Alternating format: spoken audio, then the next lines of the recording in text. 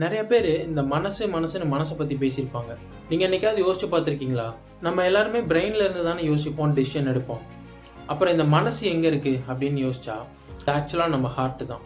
ஹார்ட்டுக்கு mini பிரெயின்னு இன்னொரு பேர் கூட இருக்குது. ஏன் அப்படின்னா நம்ம பிரெயினில் இருக்கிற மாதிரியே நிறைய நியூரான்ஸ் நம்ம ஹார்ட்லேயும் இருக்குது. இந்த நியூரான்ஸ்னால் என்னென்னா, சிம்பிளாக சொல்லணும்னா இது ஒரு போஸ்ட்மேன் மாதிரி. எப்படி ஒரு போஸ்ட்மேன் ஒரு இடத்துலேருந்து இன்னொரு இடத்துக்கு அந்த போஸ்ட்டை கொண்டு போகிறாரோ, அதே மாதிரி இந்த நியூரான்ஸும் ஒரு இன்ஃபர்மேஷனை ஒரு இடத்துலேருந்து இன்னொரு இடத்துக்கு கொண்டு போகும் இந்த form of electrical signals. Neurons எல்லாமே ஒன்னோட ஒன்று கனெக்ட் ஆகும். இந்த மாதிரி லட்சக்கணக்கில் இருக்கிற கனெக்ஷன் ஆஃப் நியூரான்ஸ் தான் நம்ம பிரெயின்னு சொல்கிறோம். இதே மாதிரியான நியூரான்ஸ் தான் நம்ம ஹார்ட்லேயும் இருக்குது. அப்ராக்சிமேட்டாக 40,000 நியூரான்ஸ் இருக்குது. இந்த நியூரான்ஸ் தான் பிரெயினை மட்டுமே டிபெண்ட் பண்ணி இருக்காமல் ஹார்ட்டை தனியாக டிசிஷன் எடுக்க வைக்குது.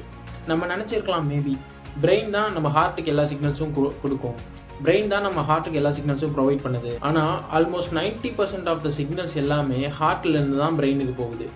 இந்த சிக்னல்ஸ் தான் நம்ம எமோஷன்ஸை, ஸ்ட்ரெஸ்ஸை, ஹாப்பினஸை கண்ட்ரோல் பண்ணுது. நம்ம கோவப்பட்டாலோ இல்லை ரொம்ப ஸ்ட்ரெஸ் ஆனாலோ நம்ம ஹார்ட் பீட் அதிகமாகும். இதனால் ஹார்ட்லேருந்து போகிற சிக்னல்ஸ் ப்ராப்பராக இருக்காது. ஸோ நம்மளால் ப்ராப்பராக எந்த டிசிஷனுமே எடுக்க முடியாது. இதனால தான் மெடிடேஷன் அண்ட் ப்ரீத்திங் டெக்னிக்கெல்லாம் ஃபாலோ பண்ண சொல்கிறாங்க.